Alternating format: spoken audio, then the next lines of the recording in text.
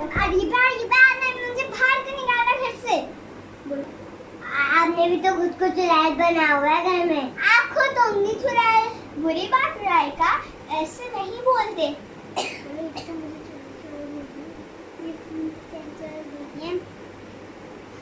हाँ बिल्कुल, उनको भी ऐसा नहीं बोलना चाहिए। अल्लाह ताला ने कुरान मजीद में कहा, वला तनावज़ू बिल अल्क़ाब, और एक दूसरे के बुरे नाम ना रखो।